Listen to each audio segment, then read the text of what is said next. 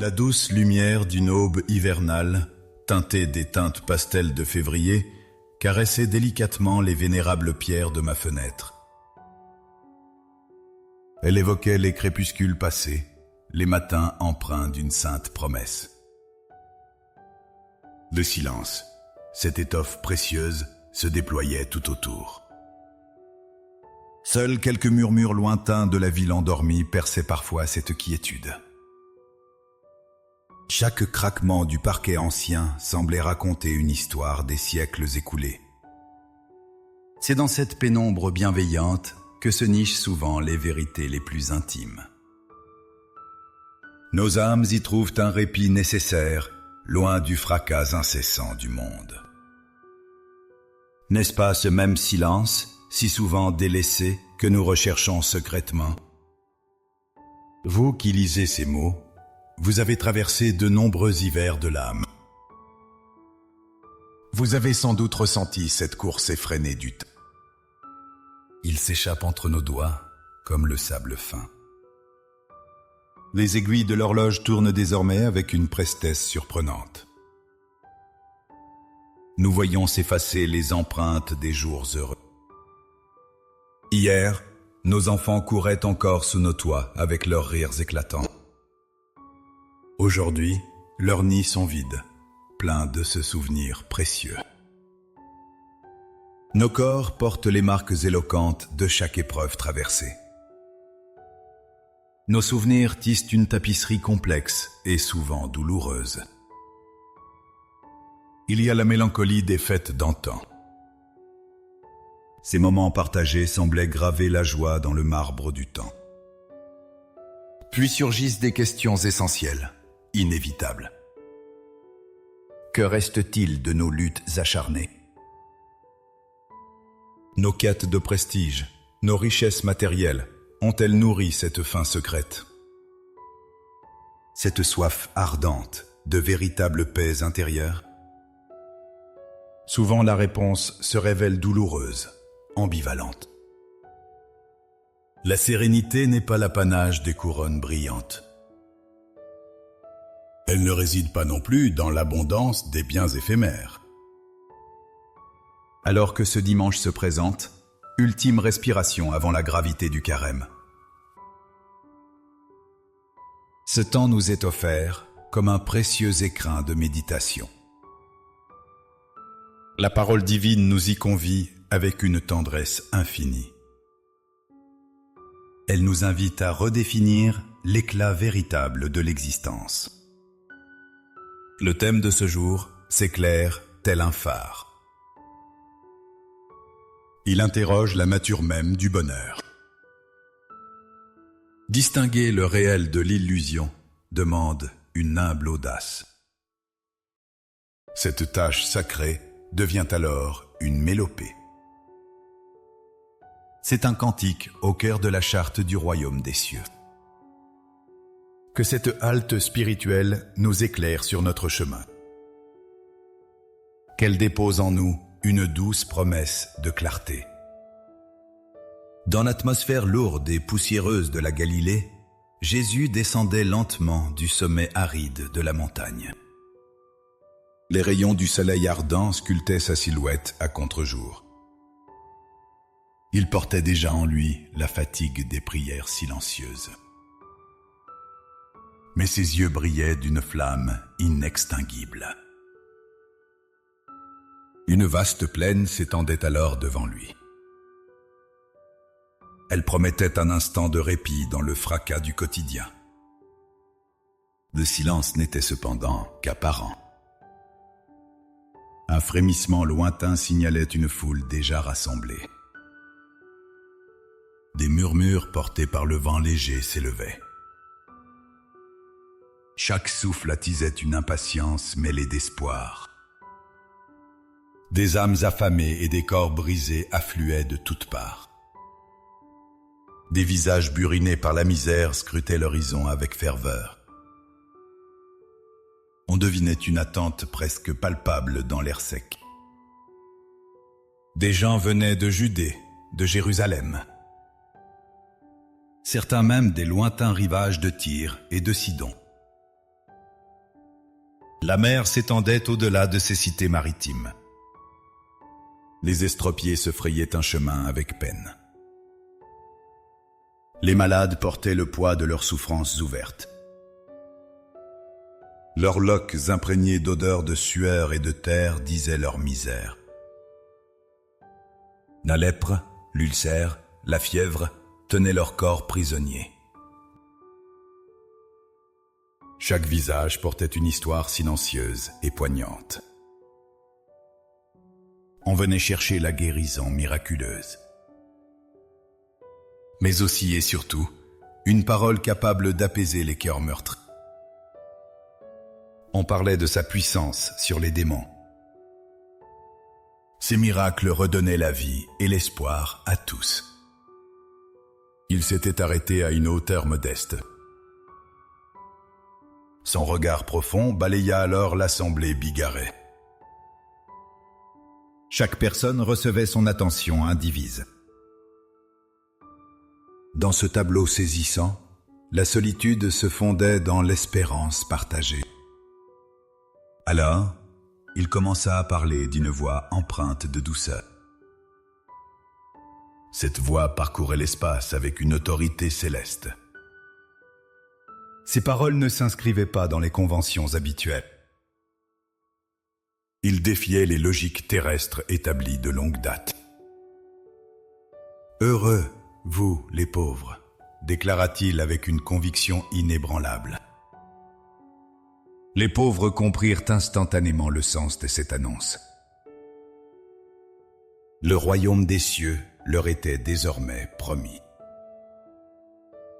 Ce royaume était comme une promesse gravée dans l'éternité. Dans un monde où la pauvreté était signe de malédiction divine, cette parole heurtait. Elle chamboulait les certitudes les plus ancrées. On voyait le salut et la bénédiction dans la richesse matérielle. On cherchait dans l'opulence les signes de l'amour de Dieu. Mais le Messie proclamait l'inverse de toutes ces vérités humaines. Sa parole déchirait le voile des illusions quotidiennes. Elle révélait une voie inédite, insoupçonnée de tous. « Heureux, vous qui avez faim maintenant », continua-t-il avec une empathie visible. Ces hommes et ces femmes attendaient d'être rassasiés. Leur faim était physique et lancinante, incessante.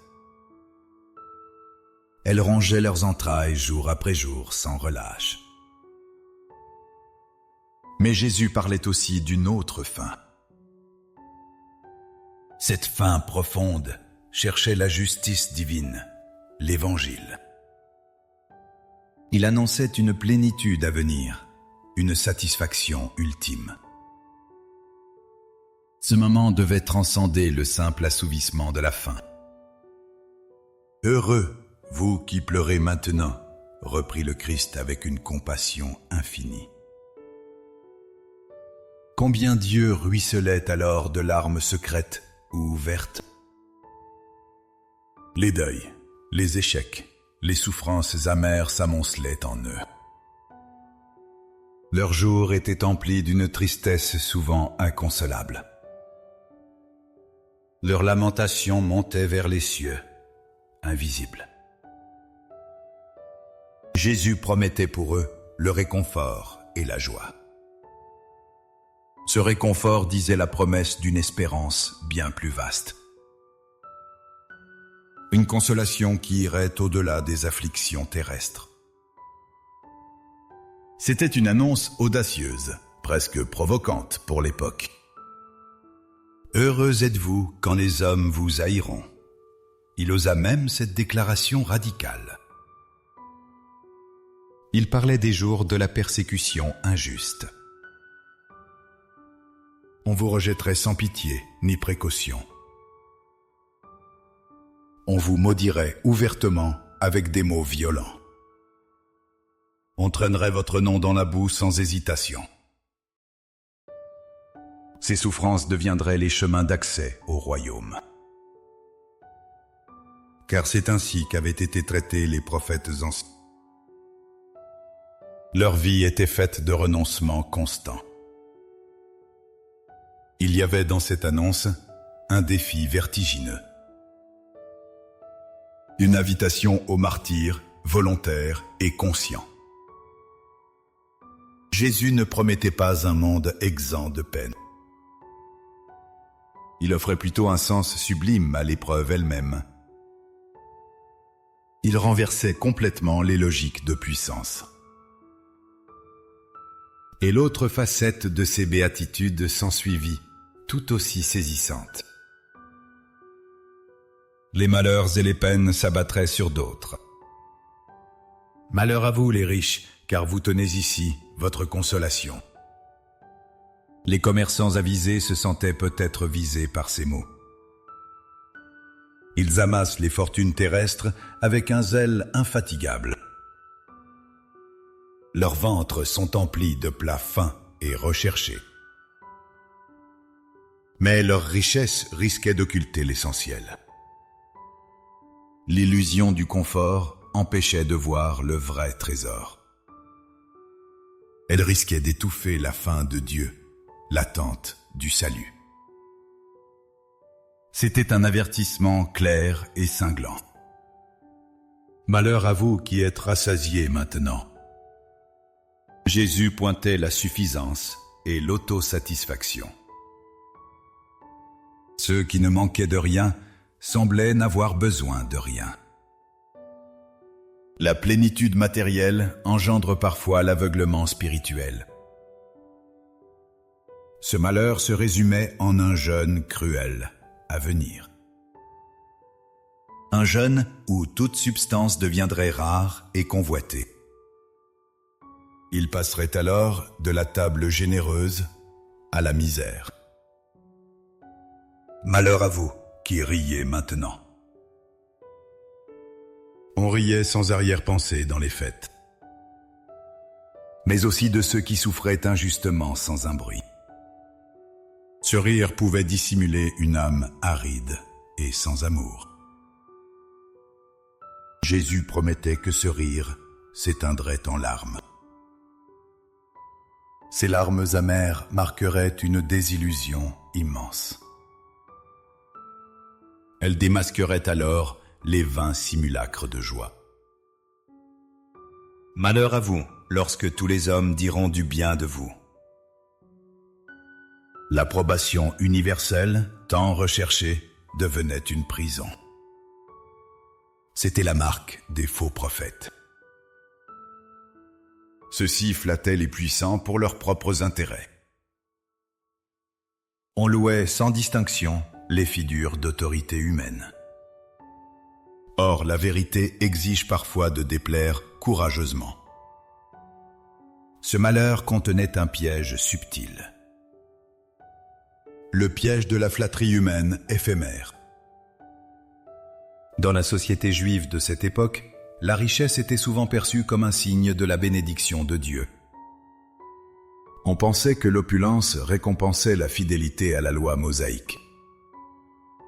La maladie ou la pauvreté, à l'inverse, signalait parfois un châtiment divin. C'était un signe extérieur de péché ou de faiblesse morale. Imaginez l'impact de ces paroles de Jésus. Elles venaient briser toutes ces certitudes. Il opérait une véritable révolution des valeurs. Il bouleversait les fondements de la pensée de son temps. Jésus ne faisait pas que pointer du doigt une injustice sociale flagrante. Il dévoilait une sagesse divine. Cette sagesse inversait radicalement les échelles humaines. Le vrai trésor n'est pas visible aux yeux charnels. Il se loge au cœur même de l'adversité humaine. C'est là que se manifeste la présence lumineuse du royaume. Il révélait que Dieu se tient aux côtés des plus humbles.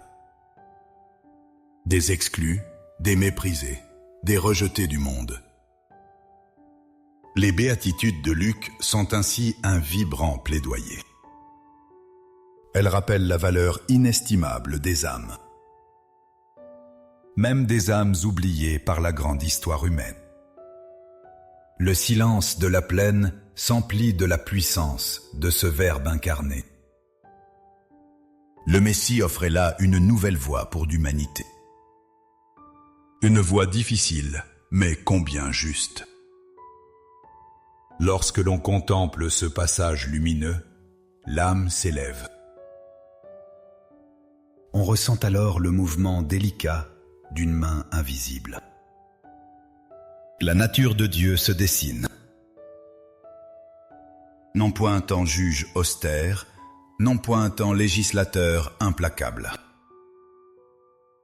mais plutôt en Père plein de tendresse infinie.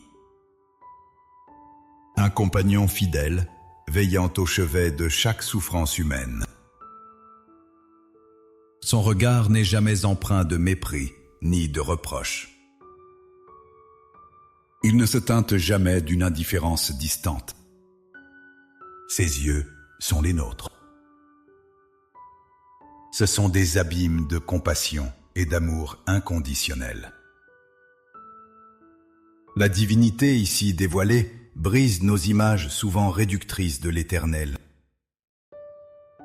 Nous avons si souvent peint Dieu avec nos propres angoisses. Nous lui avons prêté des traits humains, parfois sombres. Pourtant, il révèle un visage d'une clarté déroutante. La lumière que les béatitudes font surgir éclaire chaque recoin.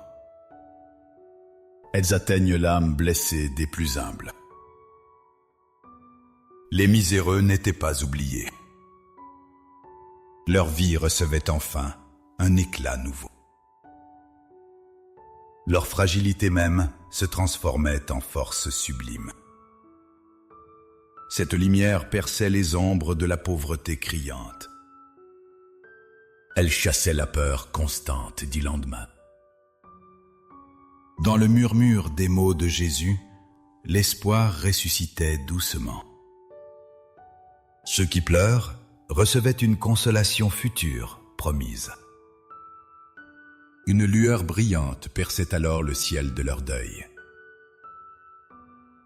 Pourtant, cette même lumière dévoile une ombre bien différente. Les béatitudes lancent une mise en garde sévère. C'est le revers d'une richesse illusoire et trompeuse. Le danger n'est pas la richesse en soi. Il réside dans l'attachement obsessionnel à elle. Cette quête éperdue masque souvent la vraie quête. Celle du cœur humain qui désire l'absolu, le divin. Ceux qui sont rassasiés sans partage risquent de mourir de faim spirituelle. Les rieurs inconscients deviendront alors des pleureurs solitaires. Le trop-plein des biens terrestres aveugle les consciences humaines. Il conduit l'âme vers des abîmes de solitude profonde. La richesse devient alors un linceul froid. Elle sépare de la chaleur de l'amour de Dieu. Dieu n'est pas celui qui désire notre pauvreté matérielle. Il n'aspire pas à nos larmes de désespoir profond. Il ne souhaite pas que nous connaissions l'amer faim terrestre. Sa promesse se lit entre les lignes de l'Évangile. C'est une invitation au dépouillement. Le dépouillement volontaire des chaînes qui entravent nos âmes. Nous devons abandonner nos idolâtries du superflu. Nos soifs inextinguibles de pouvoir illusoire. Ce pain quotidien qu'il nous offre est plus que substance. C'est la force spirituelle qui nous maintient vivants et éclairés. C'est le réconfort pour les jours de sécheresse. Il nourrit nos corps et nos esprits avec un amour inconditionnel. Il nous soutient avec une générosité inépuisable. La faim des humbles se transforme en désir du pain de vie. L'esprit, cet aliment vital, satisfait notre faim intime.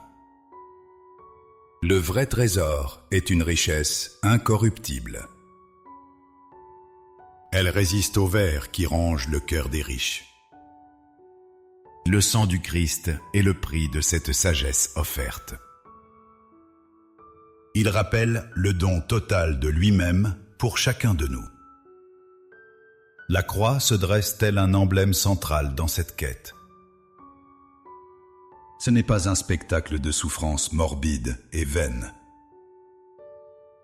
C'est l'ultime expression d'un amour qui se sacrifie totalement. C'est aussi la victoire du don sur le gain mesquin. Ce sacrifice dévoile un chemin d'humilité constante. Ce n'est que dans cette faiblesse qu'émerge la puissance. C'est le mémorial d'un pacte éternel et sans faille. Dans sa croix, Dieu rejoint tous les abandonnés. Il rejoint les mal-aimés de la terre entière. Chaque pauvre, chaque affamé trouve en lui un écho puissant. Le Christ partage la détresse de toute l'humanité. La sagesse de la croix est donc un mystère profond. Elle défie la logique rationnelle de notre monde. Elle révèle que la vie naît de la mort elle-même. La joie authentique jaillit de la souffrance partagée. L'amour inconditionnel vainc la haine. Dieu, ici, est plus qu'un créateur lointain et tout-puissant. Il se fait compagnon de route dans nos jours sombres. Il s'inscrit dans nos histoires les plus personnelles. Ce Dieu n'abandonne jamais.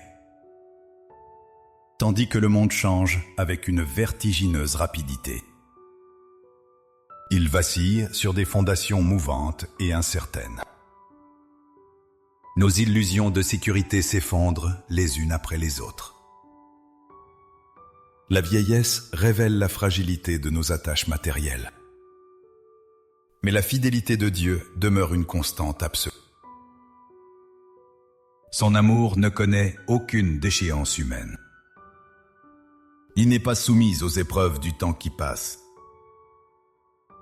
Les amitiés parfois s'étiolent.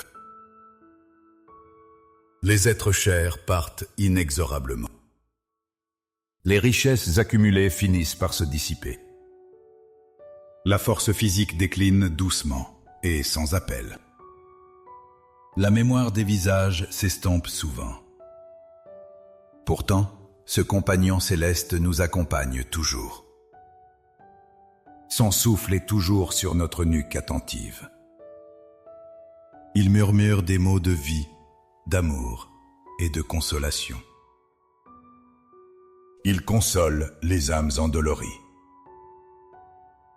Son amour reste le même, un phare éternel et incandescent.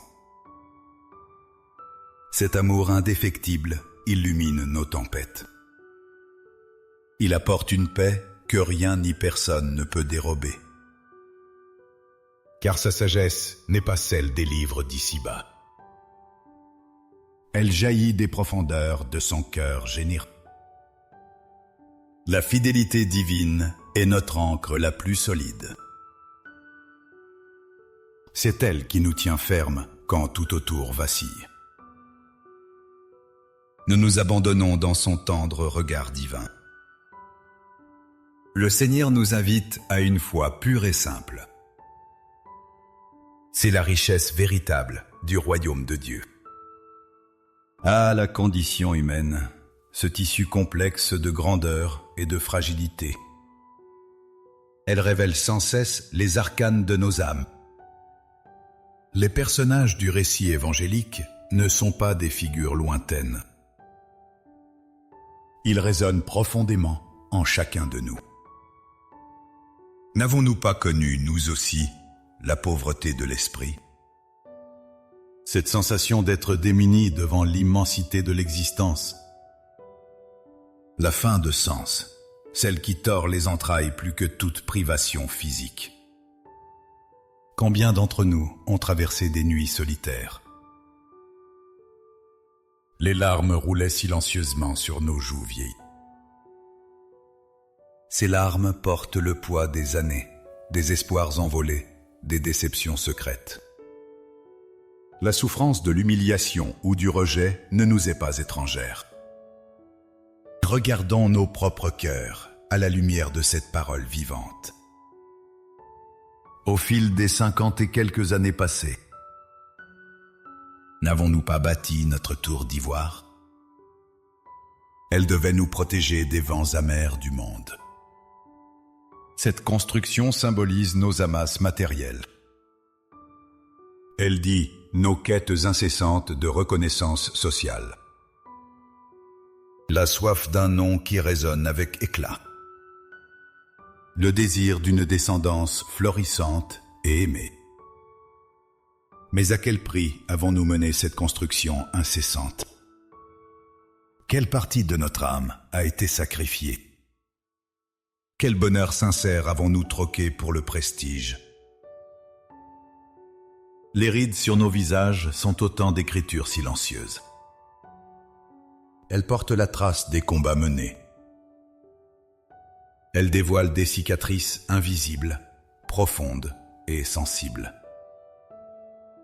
Ces blessures intérieures ne sont guéries par aucun onguent terrestre. Il y a les regrets tenaces, ces fantômes discrets de notre passé. Ils chuchotent parfois à nos oreilles au crépuscule. Cette décision que nous n'avons pas prise alors, le moment était si crucial. Ce mot que nous aurions dû dire pour apaiser le cœur d'un proche. L'occasion manquée de pardonner à temps une offense. Des relations brisées par des silences amers et prolongés. Ces poids accumulés étouffent notre respiration profonde. Ils obscurcissent parfois la clarté de l'instant présent. Le Seigneur sait parfaitement ces regrets profonds. Il les prend dans son immense miséricorde. Sa grâce est la seule capable de les panser. Sa tendresse offre un chemin de guérison réel. Elle dénoue patiemment les étreintes du remords lancinant. Et puis, il y a la peur, cette ombre insidieuse et rampante. La peur de la maladie, de la vieillesse déclinante et fragile. Celle qui ravit la jeunesse de nos très aimés. La perte de l'autonomie, dépendre du jugement des autres. L'angoisse silencieuse face à l'altération inexorable des jours. Voir son propre corps, autrefois vibrant, se faire fragile. Son esprit perd de sa netteté, son acuité, sa lumière. Qui, à cet âge, ne sent pas le vent froid du temps? Ce vent soulève en nous un frisson d'inquiétude diffuse. Qui ne craint pas cette fragilité future? Une dépendance progressive aux soins extérieurs. Une impuissance que notre orgueil réprouve tellement. Le Christ a connu cette faiblesse dans sa chair même. Il l'a transcendée dans l'acceptation totale. Sa vulnérabilité était son immense puissance. Les fissures parfois traversent l'édifice de nos familles. Elles révèlent des non-dits anciens, des blessures enfouies en profondeur. Les enfants ont pris leur envol. Parfois, ils emportent avec eux une part de nous-mêmes. Loin, trop loin. Les liens qui semblaient indestructibles s'effritent doucement. Des mots prononcés sous le coup de la colère demeurent.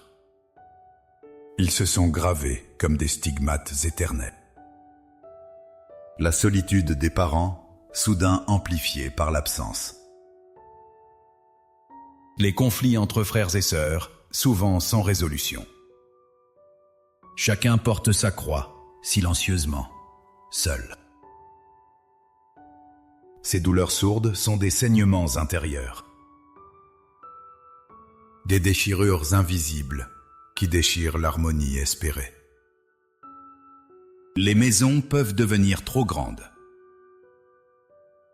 Leurs murs gardent la mémoire d'éclats de voix, de joies intenses. Et maintenant, d'un silence pesant. Vous vous sentez peut-être parfois oublié. Le monde continue sa course effrénée. La vitesse folle le caractérise et l'accable. La modernité déploie ses prouesses. Elle laisse en bord de route les aimés. Ce sentiment d'être doucement effacé des radars. N'être qu'un maillon de la chaîne des générations. Cette amertume mord parfois les cœurs sensibles. L'impression d'être de trop, sans utilité véritable. Les conversations modernes nous échappent souvent. Le langage de l'instantané nous semble superficiel. Le rôle social s'amenuise peu à peu, insensiblement. Nul n'écoute plus nos longs récits du passé. L'écho de nos sages conseils se perd dans le vide. Le Christ connaît cela. Il est cet ami inlassable et sans condition. Celui qui veille à nos côtés. Il ne nous quitte jamais, quoi qu'il advienne. Jésus ne juge pas nos errances passées. Il accueille nos peurs les plus inavouées. Son regard ne contient aucune condamnation sévère. Son cœur déborde d'une compréhension totale. Il dit à l'âme épuisée, « Je connais ta lassitude immense. » Chaque nuit sans sommeil passé à interroger le sens profond, à scruter l'ombre qui s'étend avec la vieillesse. Il était lui-même l'oublié du calvaire, l'homme des douleurs que l'on avait abandonné. Il connaît le poids immense de l'ingratitude humaine. Il ne nous exhorte pas à une vie de perfection intenable. Il nous invite à déposer nos fardeaux à ses pieds meurtris. Les béatitudes ne sont pas un manuel moraliste aride.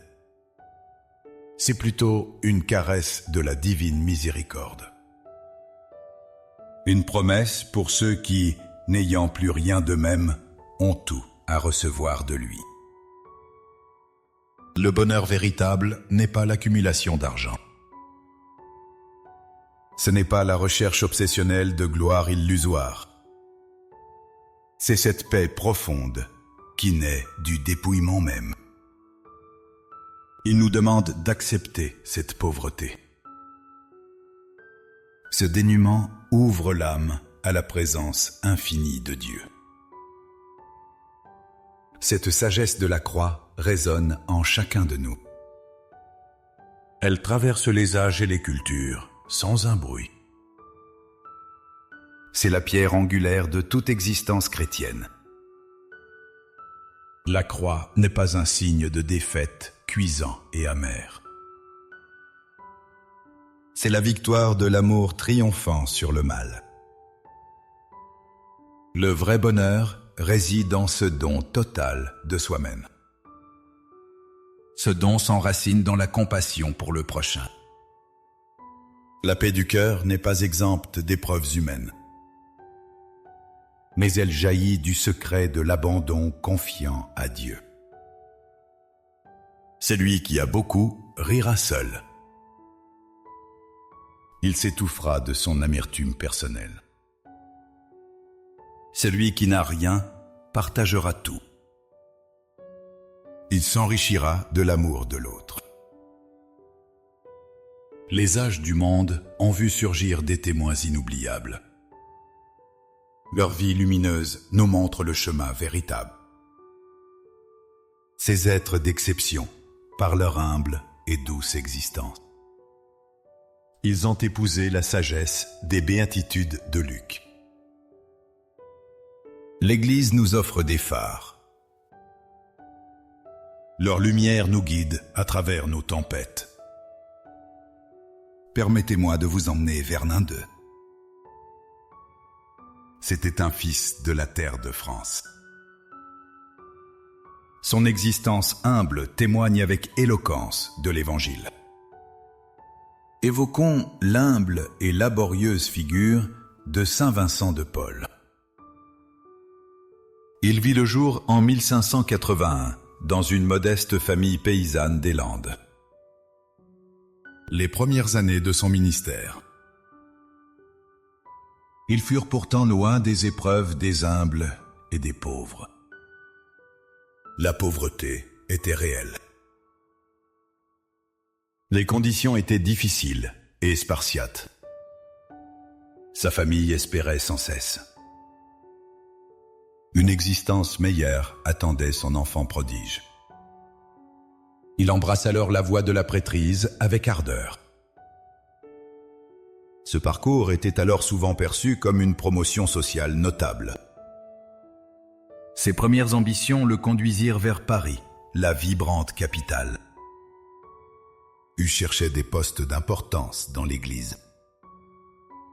Des honneurs mondains, une sécurité matérielle garantie. On aspirait alors à la reconnaissance du prince. N'est-ce pas une quête que beaucoup de nous ont un jour connue? Ce désir ardent d'ascension et de réussite sociale. Nous pensons souvent que le bonheur y réside alors tout entier. Pourtant, un appel insoupçonné s'enracina dans son cœur. Un retournement radical l'éloigna de ces mirages passagers. Il réalisa peu à peu la futilité de ses quêtes superficielles. Son ministère se transforma en un dévouement absolu aux pauvres. Il côtoyait alors l'indifférence, la misère noire. Les cœurs désespérés l'interpellaient de toutes parts. Cet homme éclairé vit le Christ lui-même en chacun d'eux. Les béatitudes de Luc devinrent son manuel spirituel le plus ardent. Sa vie épousait la condition des affamés et des exclus. Vincent de Paul fonda des communautés audacieuses. Les filles de la charité naissent sous son impulsion fervente. Puis il créa la congrégation de la mission, des prêtres à sa suite. Son travail était sans relâche, incessant. Il parcourait les hôpitaux infectés. Là gisaient les malades oubliés, leurs plaies ouvertes. Il visitait les galères lugubres. Là se mouraient les forçats condamnés à une peine cruelle. Ces hommes souffraient d'une mort lente. Il ramassait les enfants trouvés, ces innocents sans abri. Il les recueillait avec une immense sollicitude. Leur destin devait échapper aux ténèbres de la rue sale. Dans un temps où la misère frappait à chaque porte. Ses actions étaient audacieuses, empreintes d'une grâce infinie. Il vit son œuvre croître au-delà de toute espérance. Les richesses accumulées furent dédiées à l'aide des plus démunis. Sa force spirituelle naissait de ce don total de soi. Il s'anéantissait pour la cause du Christ en chaque pauvre. N'a-t-il pas été pauvre de cœur, selon les paroles du Christ? Lui qui renonça aux ambitions de ce monde cruel. N'a-t-il pas connu la faim et la soif de justice profonde? Il combatta sans relâche la misère spirituelle et corporelle. N'a-t-il pas pleuré devant l'immense détresse humaine? Ses larmes sincères ont irrigué son inlassable service du prochain. Les obstacles furent immenses. L'opposition aux dévotions chrétiennes l'éprouva souvent. Il connut l'hostilité et l'indifférence cruelle de son époque. Ses pas furent guidés par cette même sagesse divine, celle qui proclame que le chemin du ciel est étroit. Elle passe par la compassion, la miséricorde des âmes. Le Christ le tenait pour bienheureux. Ce saint homme incarne une réponse vivante et brûlante. Une réponse à l'énigme du bonheur illusoire. La gloire terrestre et la puissance n'engendrent pas la paix. Elles laissent un vide béant dans le cœur humain. Vincent de Paul, cet homme d'exception. Il choisit un dépouillement total. Sa seule richesse fut alors le trésor des âmes sauvées. Son héritage se compte en sourires redonnés aux enfants, en regards apaisés sur les lits de douleur, en vie reconstruite, en cœur plein de dignité retrouvée. C'est la véritable monnaie du royaume éternel. Sa vie témoigne avec une force évidente et bouleversante. La foi n'est pas une simple idéologie froide. C'est une route réelle et authentique à suivre sans hésiter.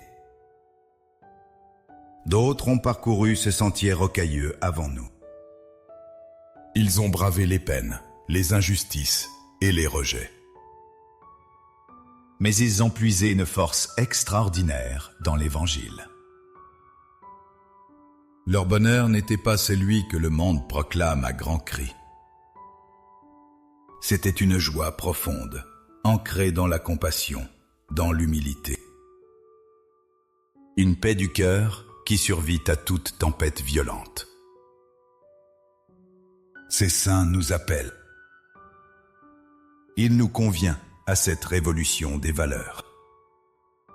Il nous presse de laisser derrière nous l'éphémère, de choisir l'éternel et la bonté vraie de Dieu. Leurs existences demeurent des boussoles lumineuses. Elles orientent nos âmes vers la lumière véritable. C'est le précieux héritage que ces témoins nous offrent. Un héritage qui nourrit nos espoirs secrets. Mon ami, mon frère en Christ, l'heure est venue de suspendre un instant le fil de nos pensées. Accueillons alors l'appel au silence. Laissons-le doucement s'installer au plus profond de notre être. Fermons les yeux. Permettons à nos épaules de se relâcher enfin. Chassez toutes les tensions inutiles qui pèsent sur votre nuque. Votre corps porte en lui une sagesse immense et antique. Votre esprit a traversé des plaines arides. Votre cœur a dansé sur des sommets escarpés. Prenez alors une profonde inspiration maintenant. Sentez l'air frais caresser votre poitrine fatiguée. Expirez doucement. Laissez s'échapper les angoisses retenues trop longtemps. Ce souffle divin vous purifie avec une tendre légèreté. Chaque expiration libère un peu du poids des jours. Chaque inspiration vous remplit de la douce présence divine. Déposez à ses pieds divins vos fardeaux accumulés. Cette montagne de regrets.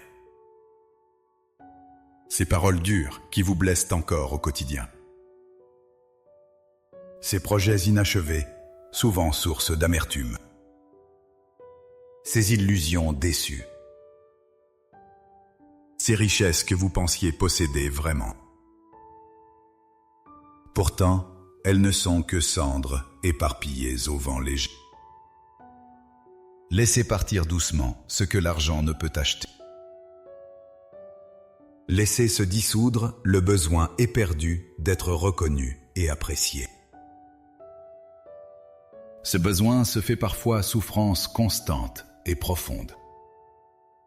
Offrez-lui ces failles, ces fragilités cachées en vous. Elles témoignent pourtant de votre grandeur véritable. Le Seigneur se tient juste là, près de vous, tout en silence. Il attend que vous lui parliez dans l'intimité la plus sacrée. Que désire votre âme, au-delà des apparences trompeuses? Qu'implorez-vous vraiment en cette aube hivernale? N'est-ce pas une paix douce et durable? Une sérénité profonde et apaisante? Cette sagesse inestimable pour choisir chaque jour l'essentiel. Non pas les mirages scintillants de ce monde éphémère, mais la réalité vivante du royaume, présente ici et maintenant. Osez murmurer vos craintes et vos espoirs infinis. Le Christ vous écoute avec une tendresse infinie. Sa patience est un baume pour l'âme ébranlée. Alors que le carême se profile à l'horizon, telle une promesse d'approfondissement, préparez votre cœur à ce chemin de dépouillement spirituel. Ce chemin mène à une rencontre véritable et sincère. Accueillez la bienveillance de cette période sainte. Elle nous appelle à la conversion de nos cœurs. Ne soyez pas assez rassasiés, insensibles aux besoins du monde. Dépouillez-vous de toute futilité, de tout artifice inutile. Choisissez d'entrer léger, avec une âme pure et disponible. Ouvrez vos bras au Christ, dans l'humilité la plus simple. Abandonnez toute quête éphémère. Cherchez le véritable bonheur des béatitudes lumineuses. C'est dans ce geste simple que réside la victoire de l'amour. Ce détachement sera alors la plus douce de vos libérations. Le bonheur éternel vous sera offert. Osons demander avec une confiance absolue que nous soit donnée la grâce de la vraie sagesse. Cette sagesse nous guide vers le discernement des choses saintes. Cette intelligence de l'Esprit divin qui distingue le bonheur réel et la superficialité illusoire des richesses vaines. Accorde-nous, Seigneur, des yeux pour voir le Christ en chaque pauvre, une oreille attentive pour entendre son appel en tout affamé, un cœur brûlant d'amour pour sécher les larmes profondes des désespérés, une bouche éloquente pour proclamer sans faillir le salut du Verbe, des mains offertes pour servir tous les rejetés du monde. Aide-nous à reconnaître ton visage souffrant et aimant. Aide-nous à vivre chaque jour ta bienheureuse présence en nous. Que notre vie soit un cantique humble de louange, un témoignage fervent de ton amour éternel et sans mesure. Maintenant, unis dans ce souffle divin et partagés par tous les fidèles du monde, alors que nos âmes se joignent dans une prière collective. Ensemble, murmurons avec force cette prière enseignée par le Christ. Une prière universelle et sacrée. Une supplique qui réunit nos cœurs. Elle monte vers notre Père des cieux avec tendresse et compassion. Notre Père qui es aux cieux, que ton nom soit sanctifié. Que ton règne vienne. Que ta volonté soit faite sur la terre comme au ciel. Donne-nous aujourd'hui notre pain de ce jour. Pardonne-nous nos offenses, comme nous pardonnons aussi à ceux qui nous ont offensés. Et ne nous laisse pas entrer en tentation, mais délivre-nous du mal. Amen. Que la paix de Dieu, qui surpasse toute compréhension humaine, qu'elle garde à jamais vos cœurs et vos pensées précieuses. Puisse la tendresse infinie du Christ illuminer vos chemins obscurs. Que la lumière vive de l'Esprit Saint vous fortifie pour le carême. Entrez dans ce temps avec une âme sereine et éclairée, porteur de cette espérance inaltérable du royaume. Adieu, mes chers amis en Christ.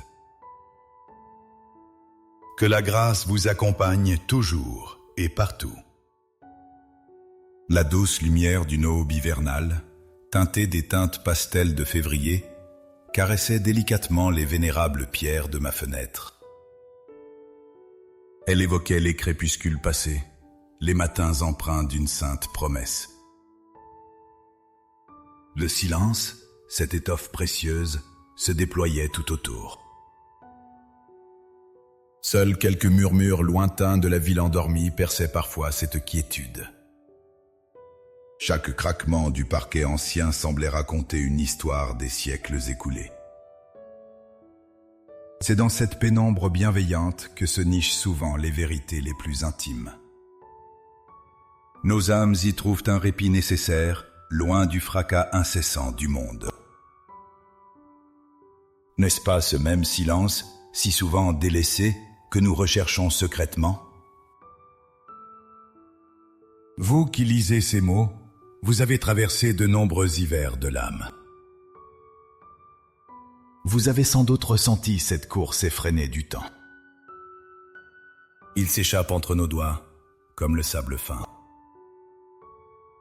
Les aiguilles de l'horloge tournent désormais avec une prestesse surprenante. Nous voyons s'effacer les empreintes des jours heureux. Hier, nos enfants couraient encore sous nos toits avec leurs rires éclatants. Aujourd'hui, leurs nids sont vides, pleins de ce souvenir précieux. Nos corps portent les marques éloquentes de chaque épreuve traversée. Nos souvenirs tissent une tapisserie complexe et souvent douloureuse. Il y a la mélancolie des fêtes d'antan. Ces moments partagés semblaient graver la joie dans le marbre du temps. Puis surgissent des questions essentielles, inévitables. Que reste-t-il de nos luttes acharnées? Nos quêtes de prestige, nos richesses matérielles, ont-elles nourri cette faim secrète?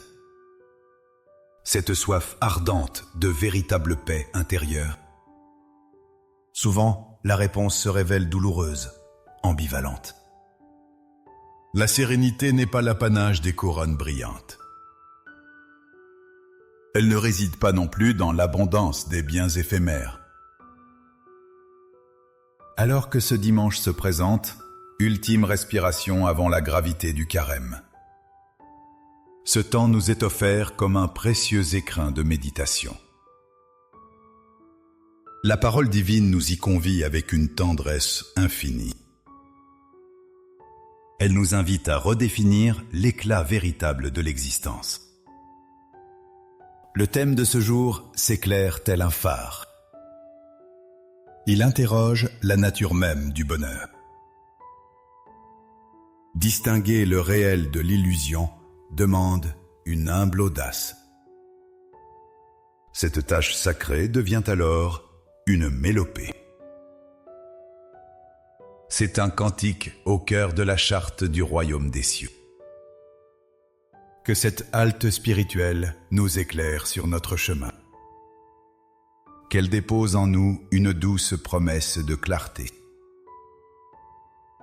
Dans l'atmosphère lourde et poussiéreuse de la Galilée, Jésus descendait lentement du sommet aride de la montagne.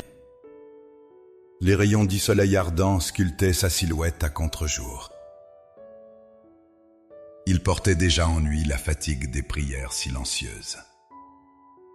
Mais ses yeux brillaient d'une flamme inextinguible. Une vaste plaine s'étendait alors devant lui. Elle promettait un instant de répit dans le fracas du quotidien. Le silence n'était cependant qu'apparent. Un frémissement lointain signalait une foule déjà rassemblée. Des murmures portés par le vent léger s'élevaient. Chaque souffle attisait une impatience mêlée d'espoir. Des âmes affamées et des corps brisés affluaient de toutes parts. Des visages burinés par la misère scrutaient l'horizon avec ferveur. On devinait une attente presque palpable dans l'air sec. Des gens venaient de Judée, de Jérusalem. Certains même des lointains rivages de Tyr et de Sidon. La mer s'étendait au-delà de ces cités maritimes. Les estropiés se frayaient un chemin avec peine. Les malades portaient le poids de leurs souffrances ouvertes. Leurs loques imprégnés d'odeurs de sueur et de terre disaient leur misère. La lèpre, l'ulcère, la fièvre tenaient leur corps prisonniers. Chaque visage portait une histoire silencieuse et poignante. On venait chercher la guérison miraculeuse.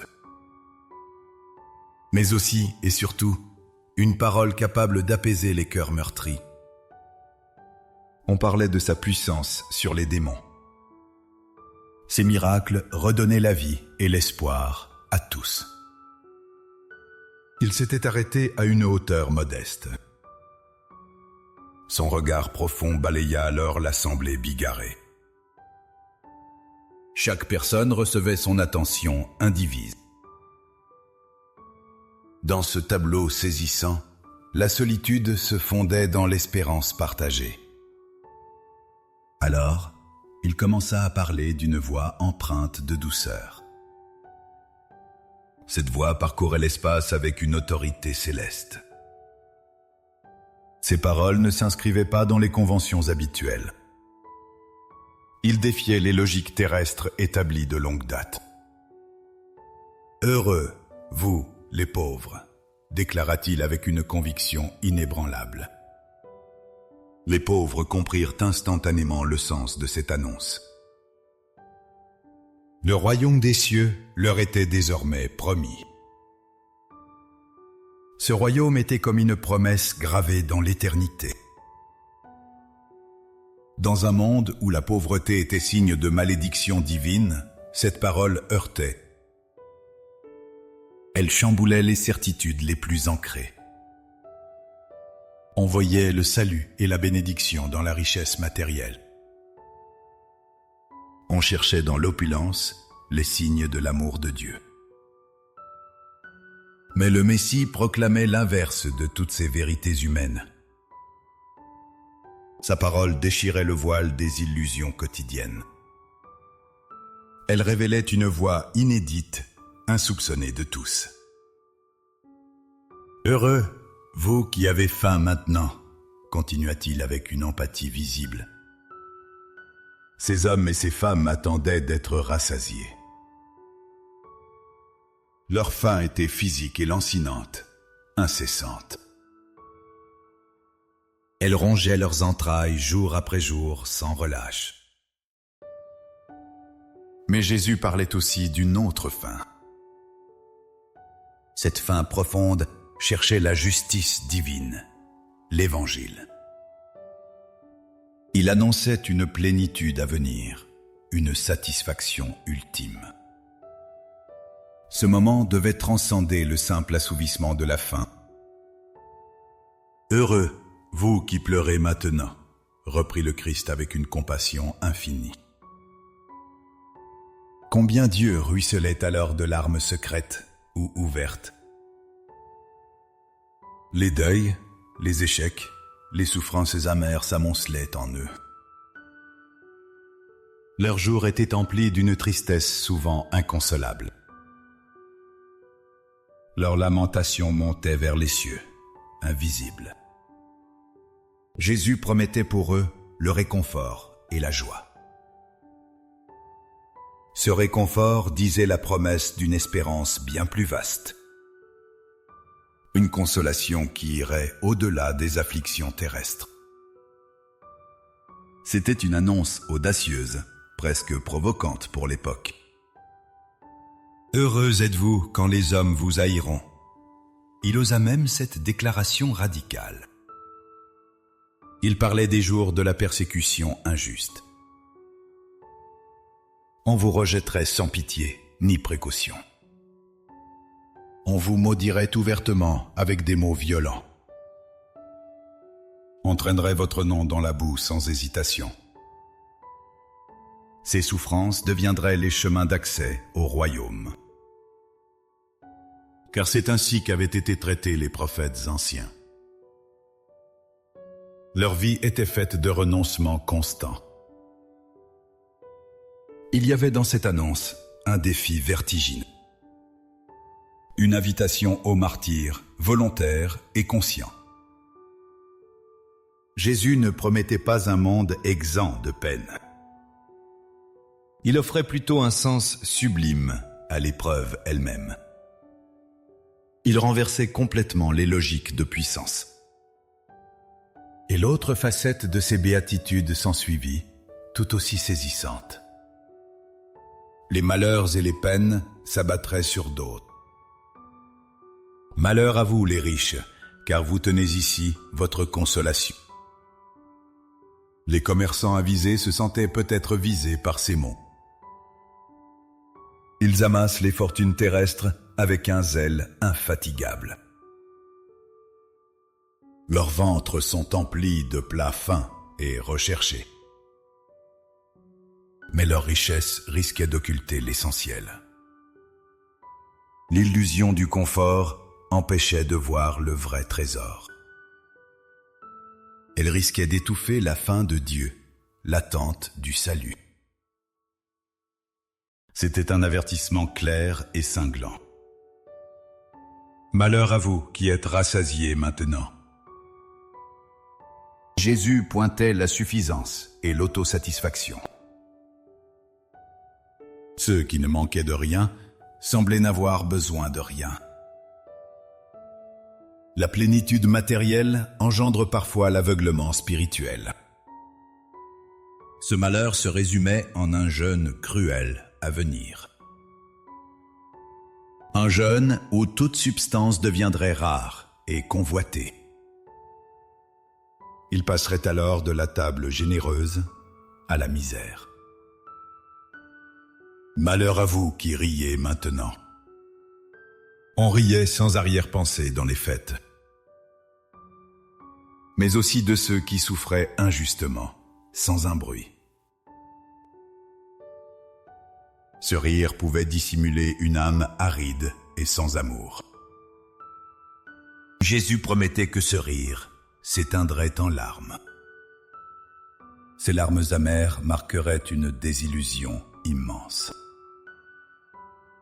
Elles démasqueraient alors les vains simulacres de joie. Malheur à vous lorsque tous les hommes diront du bien de vous. L'approbation universelle, tant recherchée, devenait une prison. C'était la marque des faux prophètes. Ceux-ci flattaient les puissants pour leurs propres intérêts. On louait sans distinction les figures d'autorité humaine. Or, la vérité exige parfois de déplaire courageusement. Ce malheur contenait un piège subtil. Le piège de la flatterie humaine éphémère. Dans la société juive de cette époque, la richesse était souvent perçue comme un signe de la bénédiction de Dieu. On pensait que l'opulence récompensait la fidélité à la loi mosaïque. La maladie ou la pauvreté, à l'inverse, signalait parfois un châtiment divin. C'était un signe extérieur de péché ou de faiblesse morale. Imaginez l'impact de ces paroles de Jésus. Elles venaient briser toutes ces certitudes. Il opérait une véritable révolution des valeurs. Il bouleversait les fondements de la pensée de son temps. Jésus ne faisait pas que pointer du doigt une injustice sociale flagrante. Il dévoilait une sagesse divine. Cette sagesse inversait radicalement les échelles humaines. Le vrai trésor n'est pas visible aux yeux charnels. Il se loge au cœur même de l'adversité humaine. C'est là que se manifeste la présence lumineuse du royaume. Il révélait que Dieu se tient aux côtés des plus humbles, des exclus, des méprisés, des rejetés du monde. Les béatitudes de Luc sont ainsi un vibrant plaidoyer. Elles rappellent la valeur inestimable des âmes. Même des âmes oubliées par la grande histoire humaine. Le silence de la plaine s'emplit de la puissance de ce Verbe incarné. Le Messie offrait là une nouvelle voie pour l'humanité. Une voie difficile, mais combien juste. Lorsque l'on contemple ce passage lumineux, l'âme s'élève. On ressent alors le mouvement délicat d'une main invisible.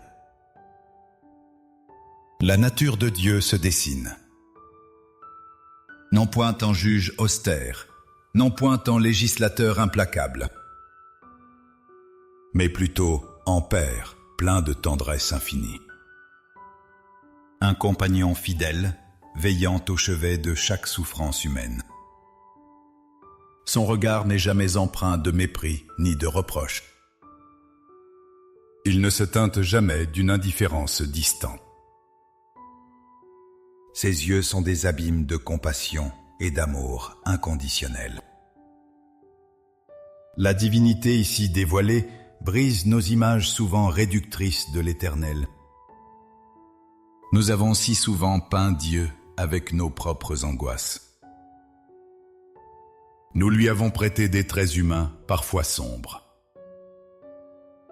Pourtant, il révèle un visage d'une clarté déroutante. La lumière que les béatitudes font surgir éclaire chaque recoin. Elles atteignent l'âme blessée des plus humbles. Les miséreux n'étaient pas oubliés.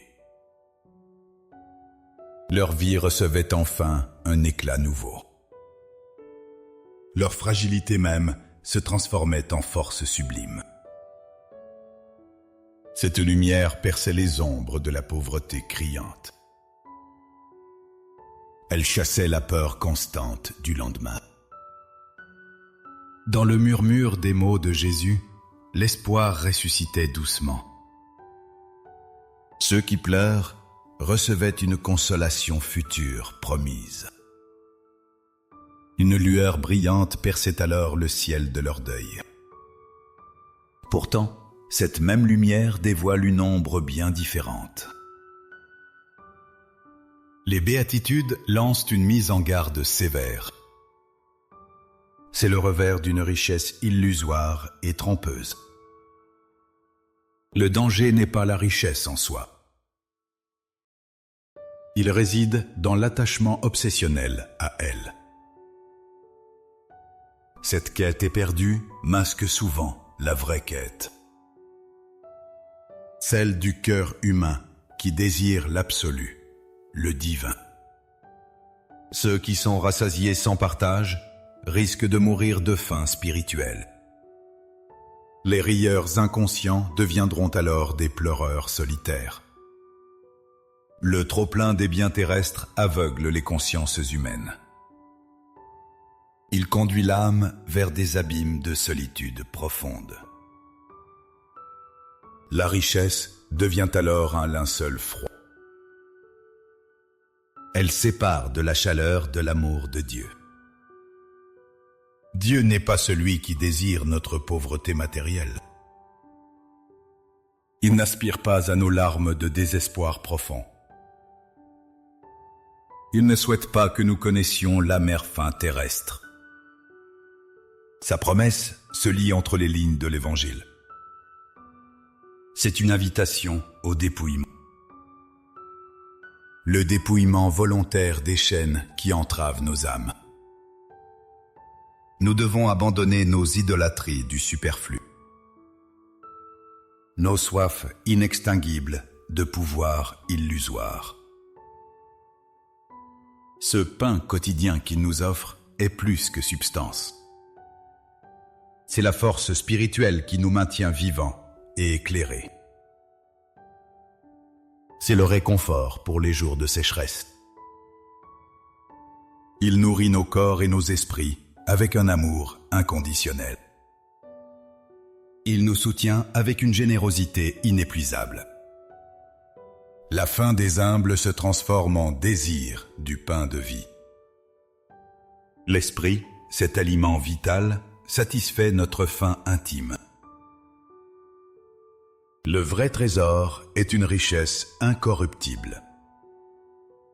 Elle résiste au ver qui ronge le cœur des riches. Le sang du Christ est le prix de cette sagesse offerte. Il rappelle le don total de lui-même pour chacun de nous. La croix se dresse tel un emblème central dans cette quête. Ce n'est pas un spectacle de souffrance morbide et vaine. C'est l'ultime expression d'un amour qui se sacrifie totalement. C'est aussi la victoire du don sur le gain mesquin. Ce sacrifice dévoile un chemin d'humilité constante. Ce n'est que dans cette faiblesse qu'émerge la puissance. C'est le mémorial d'un pacte éternel et sans faille. Dans sa croix, Dieu rejoint tous les abandonnés. Il rejoint les mal-aimés de la terre entière. Chaque pauvre, chaque affamé trouve en lui un écho puissant. Le Christ partage la détresse de toute l'humanité. La sagesse de la croix est donc un mystère profond. Elle défie la logique rationnelle de notre monde. Elle révèle que la vie naît de la mort elle-même. La joie authentique jaillit de la souffrance partagée. L'amour inconditionnel vainc la haine. Dieu ici est plus qu'un créateur lointain et tout-puissant. Il se fait compagnon de route dans nos jours sombres. Il s'inscrit dans nos histoires les plus personnelles. Ce Dieu n'abandonne jamais. Tandis que le monde change avec une vertigineuse rapidité. Il vacille sur des fondations mouvantes et incertaines. Nos illusions de sécurité s'effondrent les unes après les autres. La vieillesse révèle la fragilité de nos attaches matérielles. Mais la fidélité de Dieu demeure une constante absolue. Son amour ne connaît aucune déchéance humaine. Il n'est pas soumis aux épreuves du temps qui passe. Les amitiés parfois s'étiolent. Les êtres chers partent inexorablement. Les richesses accumulées finissent par se dissiper. La force physique décline doucement et sans appel. La mémoire des visages s'estompe souvent. Pourtant, ce compagnon céleste nous accompagne toujours. Son souffle est toujours sur notre nuque attentive. Il murmure des mots de vie, d'amour et de consolation. Il console les âmes endolories. Son amour reste le même, un phare éternel et incandescent. Cet amour indéfectible illumine nos tempêtes. Il apporte une paix que rien ni personne ne peut dérober. Car sa sagesse n'est pas celle des livres d'ici-bas. Elle jaillit des profondeurs de son cœur généreux. La fidélité divine est notre ancre la plus solide. C'est elle qui nous tient fermes quand tout autour vacille. Nous nous abandonnons dans son tendre regard divin. Le Seigneur nous invite à une foi pure et simple. C'est la richesse véritable du royaume de Dieu. Ah, la condition humaine, ce tissu complexe de grandeur et de fragilité. Elle révèle sans cesse les arcanes de nos âmes. Les personnages du récit évangélique ne sont pas des figures lointaines. Ils résonnent profondément en chacun de nous. N'avons-nous pas connu, nous aussi, la pauvreté de l'esprit ? Cette sensation d'être démunis devant l'immensité de l'existence. La faim de sens, celle qui tord les entrailles plus que toute privation physique. Combien d'entre nous ont traversé des nuits solitaires ? Des larmes roulaient silencieusement sur nos joues vieillies. Ces larmes portent le poids des années, des espoirs envolés, des déceptions secrètes. La souffrance de l'humiliation ou du rejet ne nous est pas étrangère. Regardons nos propres cœurs à la lumière de cette parole vivante. Au fil des 50 et quelques années passées, n'avons-nous pas bâti notre tour d'ivoire ? Elle devait nous protéger des vents amers du monde. Cette construction symbolise nos amasses matérielles. Elle dit nos quêtes incessantes de reconnaissance sociale. La soif d'un nom qui résonne avec éclat. Le désir d'une descendance florissante et aimée. Mais à quel prix avons-nous mené cette construction incessante ? Quelle partie de notre âme a été sacrifiée ? Quel bonheur sincère avons-nous troqué pour le prestige ? Les rides sur nos visages sont autant d'écritures silencieuses. Elles portent la trace des combats menés. Elles dévoilent des cicatrices invisibles, profondes et sensibles. Ces blessures intérieures ne sont guéries par aucun onguent terrestre. Il y a les regrets tenaces, ces fantômes discrets de notre passé. Ils chuchotent parfois à nos oreilles au crépuscule. Cette décision que nous n'avons pas prise alors, le moment était si crucial. Ce mot que nous aurions dû dire pour apaiser le cœur d'un proche. L'occasion manquée de pardonner à temps une offense.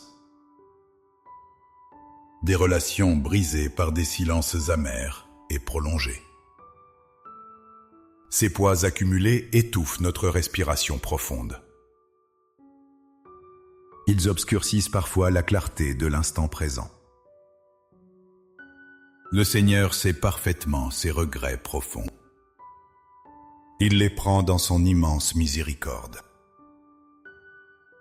Sa grâce est la seule capable de les panser. Sa tendresse offre un chemin de guérison réel. Aidez-nous patiemment les étreintes du remords lancinant. Et puis, il y a la peur, cette ombre insidieuse et rampante. La peur de la maladie, de la vieillesse déclinante et fragile. Celle qui ravit la jeunesse de nos traits aimés. La perte de l'autonomie, dépendre du jugement des autres. L'angoisse silencieuse face à l'altération inexorable des jours. Voir son propre corps, autrefois vibrant, se faire fragile. Son esprit perd de sa netteté, son acuité, sa lumière. Qui, à cet âge, ne sent pas le vent froid du temps? Ce vent soulève en nous un frisson d'inquiétude diffuse. Qui ne craint pas cette fragilité future? Une dépendance progressive aux soins extérieurs. Une impuissance que notre orgueil réprouve tellement. Le Christ a connu cette faiblesse dans sa chair même. Il l'a transcendée dans l'acceptation totale. Sa vulnérabilité était son immense puissance. Les fissures parfois traversent l'édifice de nos familles. Elles révèlent des non-dits anciens, des blessures enfouies en profondeur. Les enfants ont pris leur envol. Parfois, ils emportent avec eux une part de nous-mêmes. Loin, trop loin. Les liens qui semblaient indestructibles s'effritent doucement. Des mots prononcés sous le coup de la colère demeurent. Ils se sont gravés comme des stigmates éternels. La solitude des parents, soudain amplifiée par l'absence. Les conflits entre frères et sœurs, souvent sans résolution. Chacun porte sa croix silencieusement, seul. Ces douleurs sourdes sont des saignements intérieurs. Des déchirures invisibles qui déchirent l'harmonien espéré. Les maisons peuvent devenir trop grandes. Leurs murs gardent la mémoire d'éclats de voix, de joies intenses. Et maintenant, d'un silence pesant. Vous vous sentez peut-être parfois oublié. Le monde continue sa course effrénée. La vitesse folle le caractérise et l'accable. La modernité déploie ses prouesses. Elle laisse en bord de route les aînés. Ce sentiment d'être doucement effacé des radars. N'être qu'un maillon de la chaîne des générations. Cette amertume mord parfois les cœurs sensibles. L'impression d'être de trop, sans utilité véritable. Les conversations modernes nous échappent souvent. Le langage de l'instantané nous semble superficiel. Le rôle social s'amenuise peu à peu, insensiblement. Nul n'écoute plus nos longs récits du passé. L'écho de nos sages conseils se perd dans le vide. Le Christ connaît cela. Il est cet ami inlassable et sans condition. Celui qui veille à nos côtés. Il ne nous quitte jamais, quoi qu'il advienne. Jésus ne juge pas nos errances passées. Il accueille nos peurs les plus inavouées.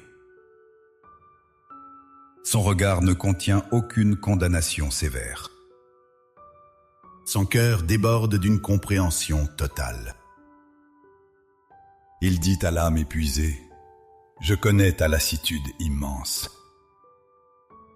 Chaque nuit sans sommeil passait à interroger le sens profond, à scruter l'ombre qui s'étend avec la vieillesse.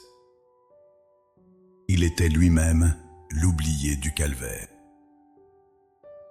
l'homme des douleurs que l'on avait abandonné.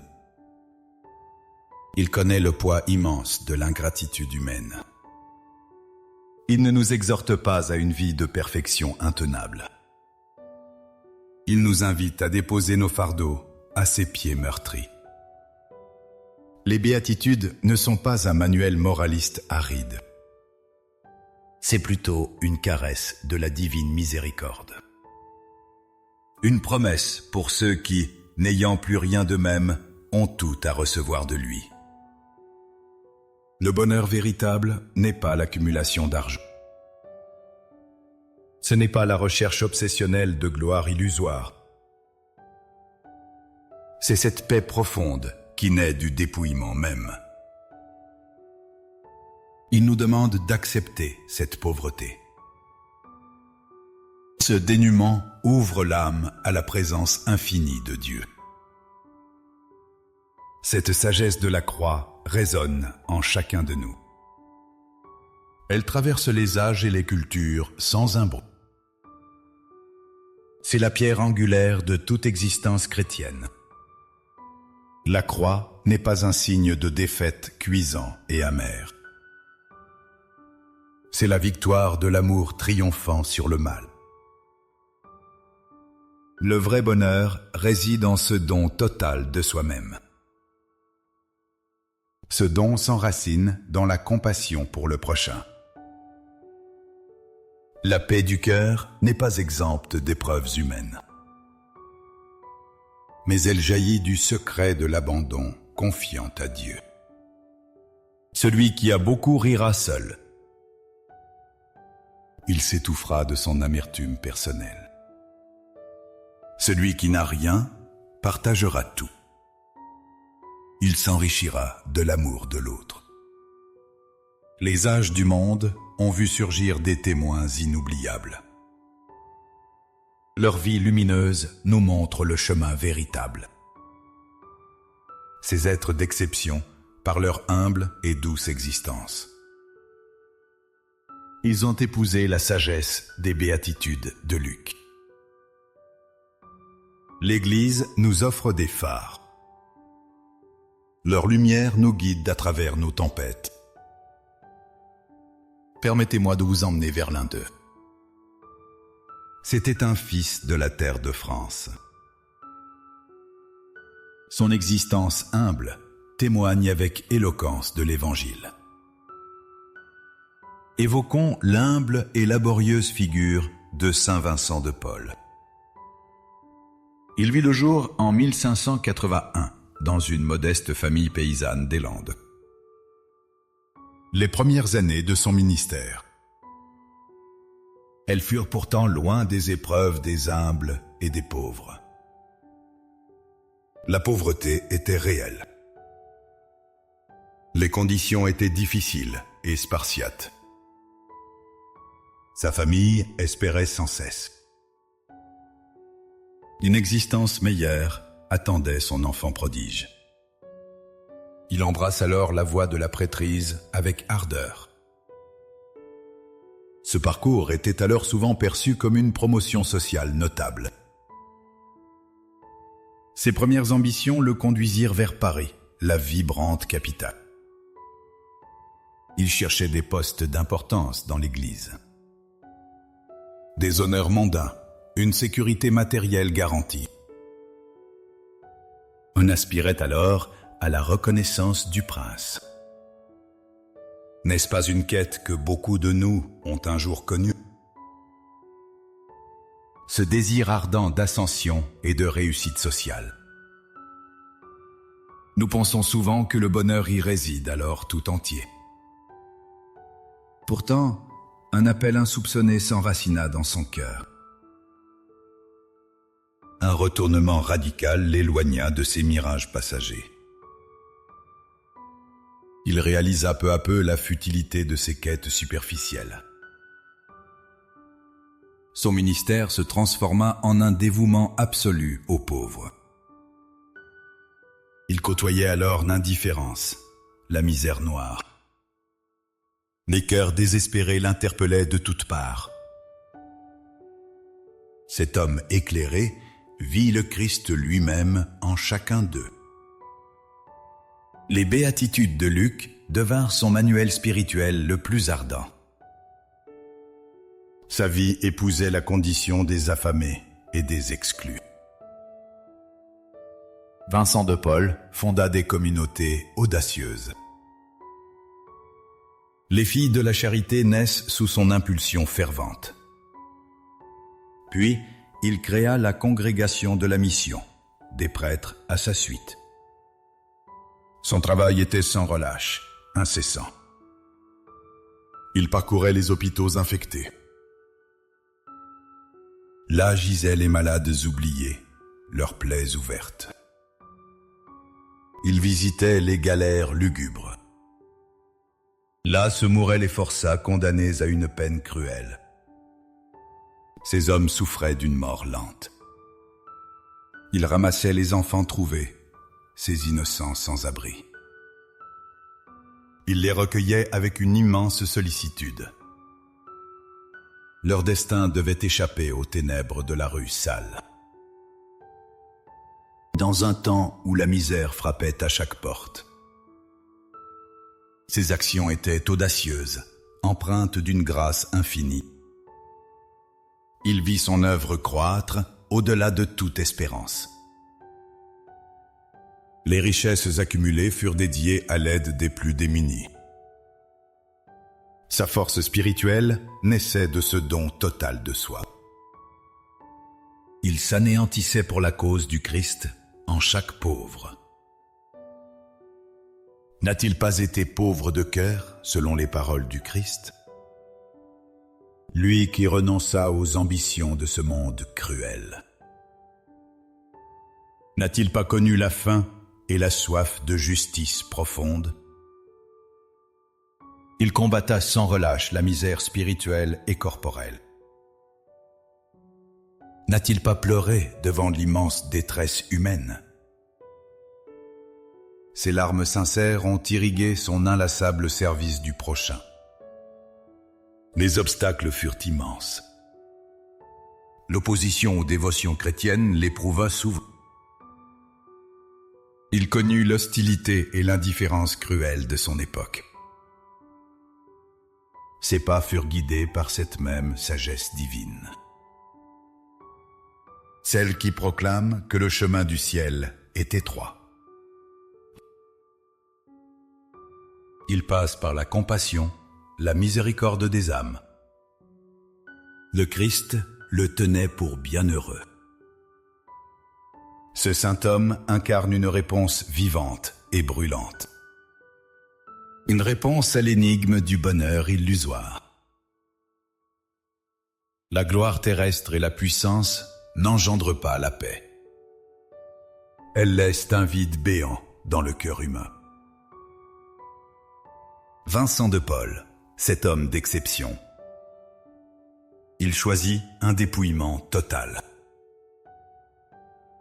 Sa seule richesse fut alors le trésor des âmes sauvées. Son héritage se compte en sourires redonnés aux enfants,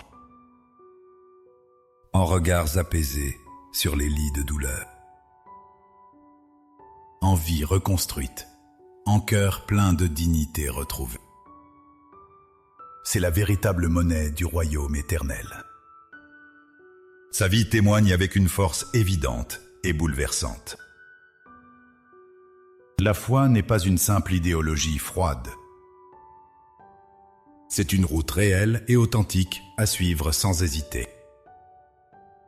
D'autres ont parcouru ce sentier rocailleux avant nous. Ils ont bravé les peines, les injustices et les rejets. Mais ils ont puisé une force extraordinaire dans l'Évangile. Leur bonheur n'était pas celui que le monde proclame à grands cris. C'était une joie profonde, ancrée dans la compassion, dans l'humilité.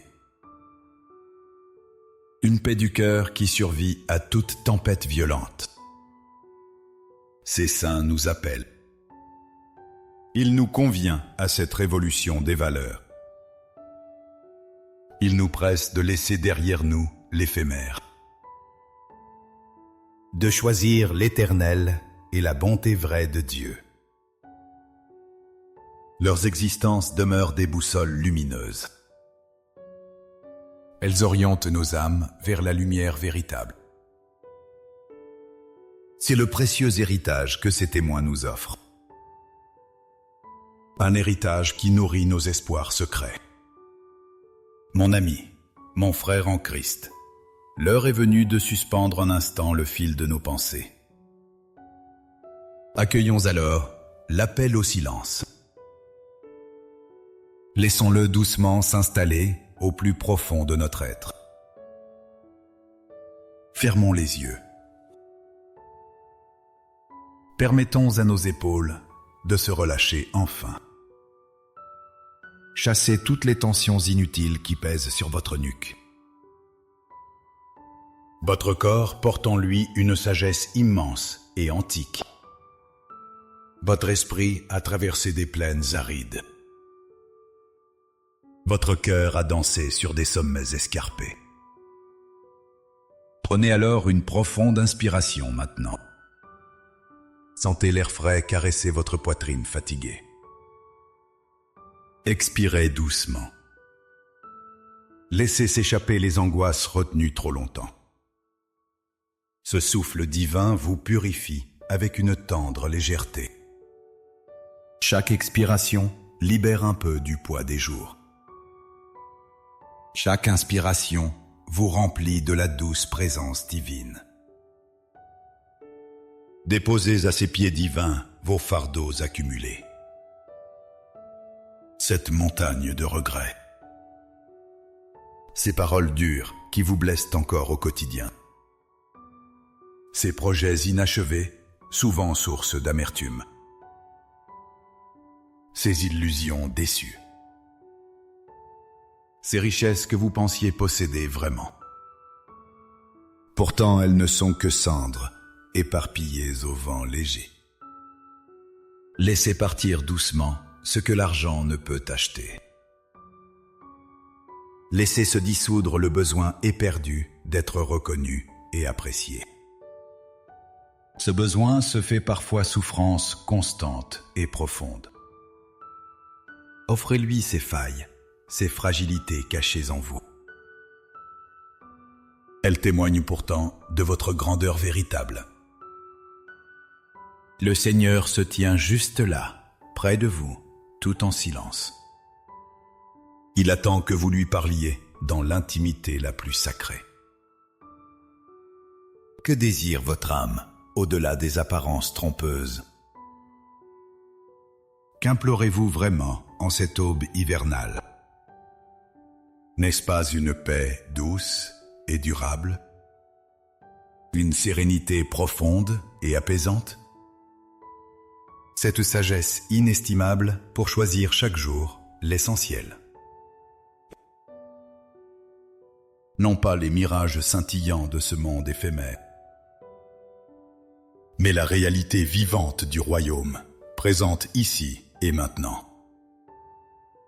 Osez murmurer vos craintes et vos espoirs infinis. Le Christ vous écoute avec une tendresse infinie. Sa patience est un baume pour l'âme ébranlée.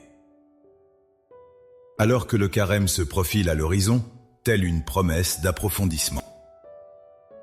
Préparez votre cœur à ce chemin de dépouillement spirituel. Ce chemin mène à une rencontre véritable et sincère. Accueillez la bienveillance de cette période sainte. Elle nous appelle à la conversion de nos cœurs. Ne soyez pas ces rassasiés, insensibles aux besoins du monde. Dépouillez-vous de toute futilité, de tout artifice inutile. Choisissez d'entrer léger, avec une âme pure et disponible. Ouvrez vos bras au Christ dans l'humilité la plus simple. Abandonnez toute quête éphémère. Cherchez le véritable bonheur, des béatitudes lumineuses. C'est dans ce geste simple que réside la victoire de l'amour.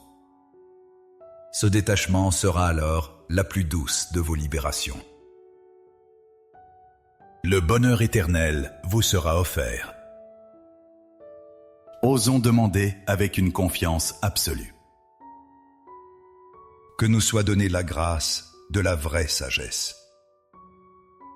Cette sagesse nous guide vers le discernement des choses saintes. Cette intelligence de l'Esprit divin qui distingue le bonheur réel et la superficialité illusoire des richesses vaines. Accorde-nous, Seigneur, des yeux pour voir le Christ en chaque pauvre. Une oreille attentive pour entendre son appel en tout affamé. Un cœur brûlant d'amour pour sécher les larmes profondes des désespérés. Une bouche éloquente pour proclamer sans faillir le salut du Verbe. Des mains offertes pour servir tous les rejetés du monde. Aide-nous à reconnaître ton visage souffrant et aimant. Aide-nous à vivre chaque jour ta bienheureuse présence en nous. Que notre vie soit un cantique humble de louange. Un témoignage fervent de ton amour éternel et sans mesure. Maintenant, unis dans ce souffle divin et partagés par tous les fidèles du monde. Alors que nos âmes se joignent dans une prière collective. Ensemble, murmurons avec force cette prière enseignée par le Christ. Une prière universelle et sacrée. Une supplique qui réunit nos cœurs. Elle monte vers notre Père des cieux avec tendresse et compassion. Notre Père qui es aux cieux, que ton nom soit sanctifié. Que ton règne vienne. Que ta volonté soit faite sur la terre comme au ciel. Donne-nous aujourd'hui notre pain de ce jour. Pardonne-nous nos offenses, comme nous pardonnons aussi à ceux qui nous ont offensés. Et ne nous laisse pas entrer en tentation, mais délivre-nous du mal. Amen. Que la paix de Dieu, qui surpasse toute compréhension humaine, qu'elle garde à jamais vos cœurs et vos pensées précieuses. Puisse la tendresse infinie du Christ illuminer vos chemins obscurs. Que la lumière vive de l'Esprit Saint vous fortifie pour le carême. Entrez dans ce temps avec une âme sereine et éclairée, porteur de cette espérance inaltérable du royaume. Adieu, mes chers amis en Christ. Que la grâce vous accompagne toujours et partout.